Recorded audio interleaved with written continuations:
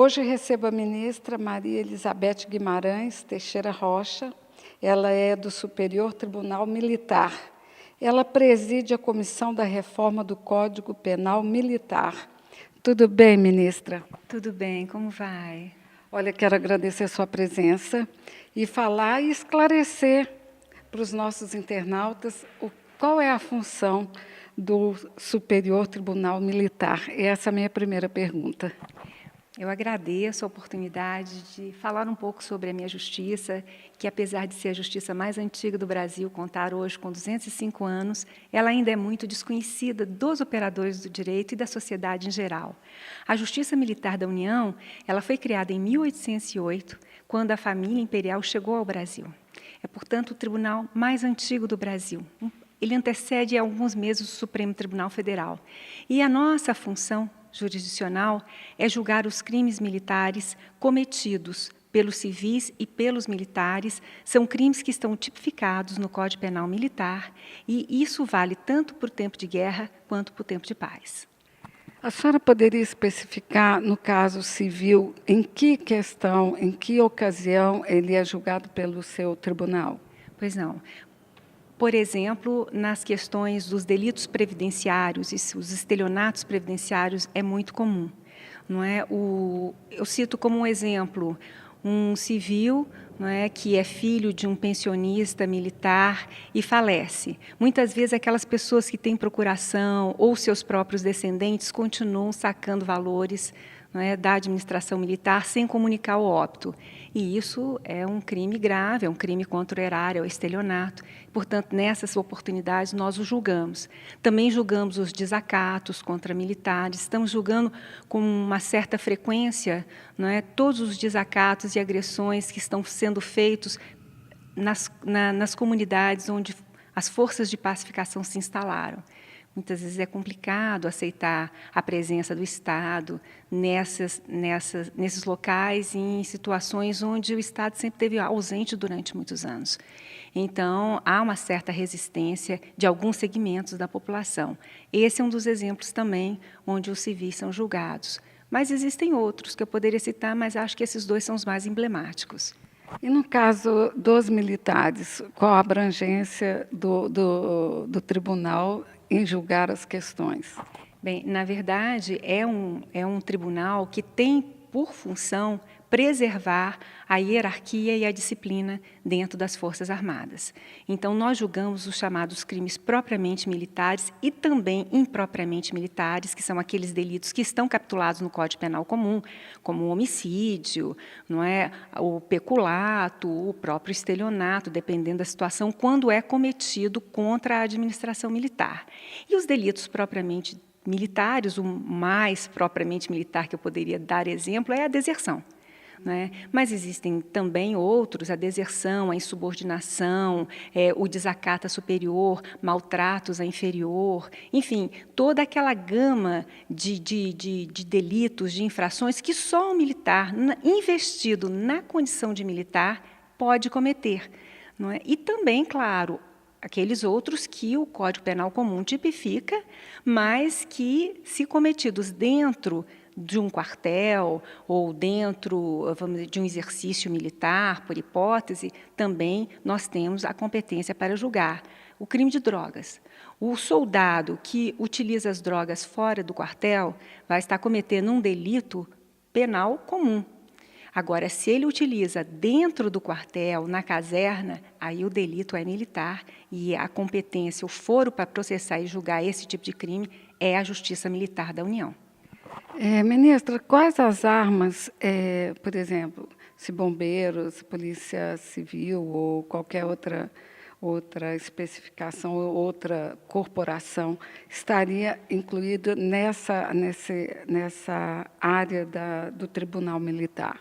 É uma pergunta muito boa, porque, na verdade, nós somos costumeiramente confundidos com as justiças militares, com os tribunais militares estaduais, que também são extremamente relevantes, têm um papel importantíssimo para a cumprir para defender a ordem e a segurança pública, mas a Justiça Militar Federal ou a Justiça Militar da União só julga os militares das Forças Armadas ou os crimes cometidos contra as Forças Armadas ou a administração militar federal. Portanto, vamos dizer assim, a nossa clientela são os militares da Marinha, do Exército e da Aeronáutica e, como eu disse, também os civis, quando cometem crime contra a instituição militar. Bom, agora eu vou fazer uma pergunta para a senhora com relação a esse julgamento da anistia, que envolve os militares. Qual a atuação do Superior Tribunal Militar nessa questão específica da época da ditadura? Isso também é uma pergunta que eu acho que é fundamental, porque isso esclarece uma ignorância histórica que grande parte da sociedade, não os advogados que atuaram naquela época defendendo a liberdade, mas grande parte da sociedade comete. A Justiça Militar Federal ou a Justiça Militar da União teve um papel fundamental na defesa dos direitos humanos e das garantias individuais nos anos de chumbo. Então, eu posso citar como exemplo decisões memoráveis que dignificam a história da Corte. Por exemplo, a primeira liminar concedida em habeas corpus foi concedida pela Justiça Militar da União e não pelo Supremo Tribunal. Aliás, a decisão serviu de precedente para o Supremo Tribunal Federal e ela foi dada sob a pena do grande advogado e professor Arnoldo Valde. Também poderia citar, por exemplo, que quando o AI-5 restringiu a impetração de habeas corpus para os crimes políticos, só permitindo a sua impetração para os crimes comuns, o Superior Tribunal Militar criou um instituto processual que serviu de sucedâneo, que era o direito de petição. E, nesse sentido, tem um livro muito bonito que fala sobre os advogados e a ditadura militar, onde o Tércio Lins e Silva diz que a justiça militar ajudou a salvar muitas vidas, porque, na medida em que os habeas corpus não podiam ser impetrados, mas o direito de petição foi aceito como um sucedâneo de habeas corpus, as autoridades coatoras eram obrigadas a informar onde estavam os presos políticos e em que condições eles estavam.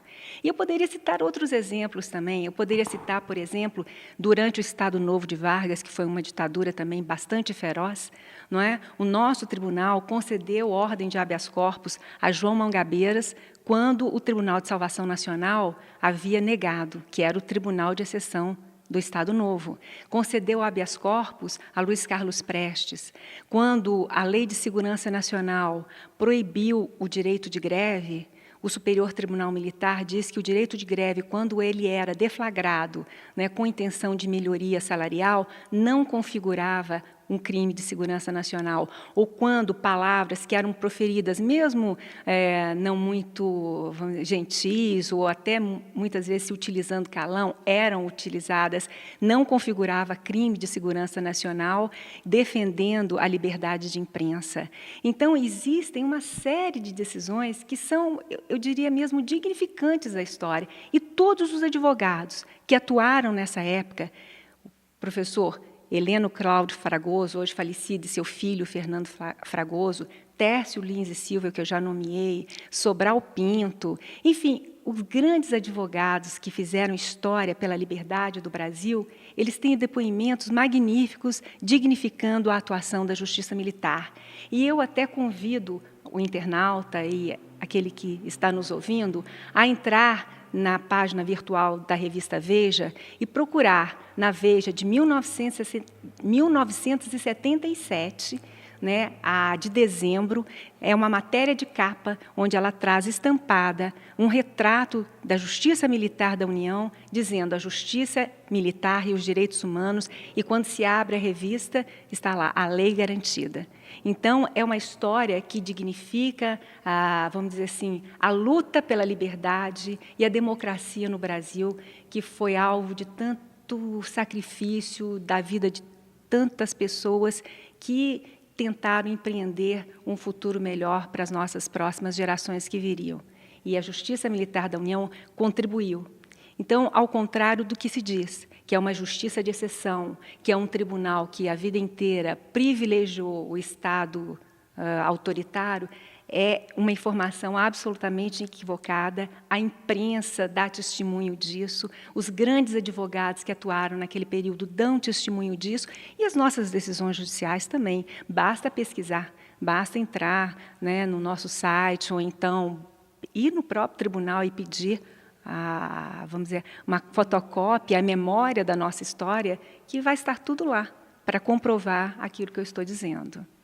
Doutora, ministra, só para terminar, quem compõe? São militares que compõem esse Superior Tribunal Militar ou também tem civis? É o escabinato, como nós chamamos, é uma composição mista. Somos 15 ao todo, 5 civis e 10 militares. 4 são do Exército, porque é o maior contingente, né? 3 da Marinha e 3 da Aeronáutica.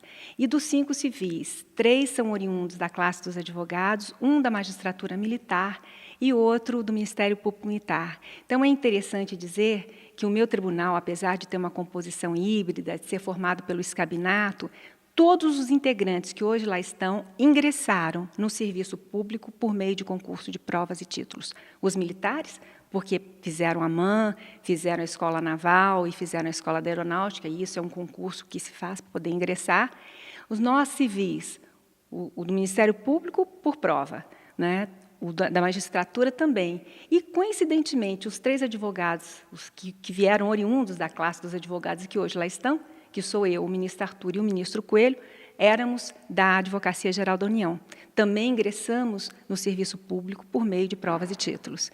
Então, a ideia que o constituinte originário estabeleceu foi justamente combinar a experiência dos militares, que já têm mais de 40 anos de carreira, são generais do último posto e patente, com o conhecimento legal, com o conhecimento jurídico dos civis. Ministra, eu quero agradecer a sua presença.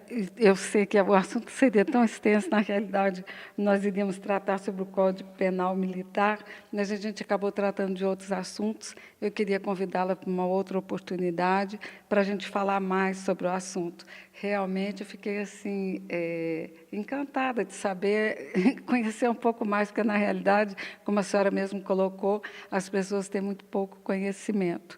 Mas o nosso tempo terminou, mas se a senhora quiser colocar alguma coisa que, dentro desse assunto que a gente tratou, seja interessante, fique à vontade.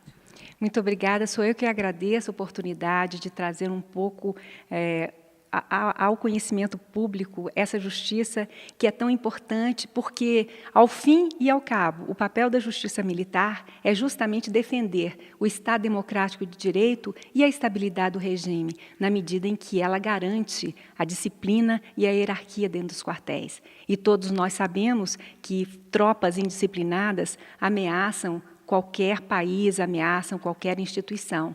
E daí a importância da Justiça Militar da União, assegurar que a democracia pela qual todos nós lutamos e acreditamos tanto, ela seja um investimento permanente e que as Forças Armadas hoje contribuam cada vez mais para a solidificação do Estado de Direito.